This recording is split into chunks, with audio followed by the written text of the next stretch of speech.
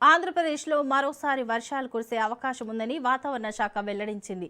వాయువ్య బంగాళాఖాతం ప్రభావంతో ఈ అల్పపీడన ప్రభావం కారణంగా ఏపీలోని పలు జిల్లాల్లో ఉరుములు, మెరుపులతో కూడిన వర్షాలు పడే అవకాశం ఉందని రాష్ట్ర విపత్తుల నిర్వహణ సంస్థ తెలిపింది.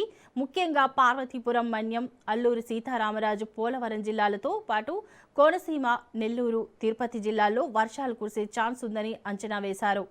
విశాఖపట్నం, అనకాపల్లి జిల్లాలో అక్కడక్కడ తేలికపాటి నుంచి మోస్తరు వర్షాలు కురిసే అవకాశం ఉందని అధికారులు తెలిపారు. వర్షాల సమయంలో ప్రజలు, ప్రయాణికులు తగిన జాగ్రత్తలు తీసుకోవాలని హెచ్చరికలు జారీ చేశారు.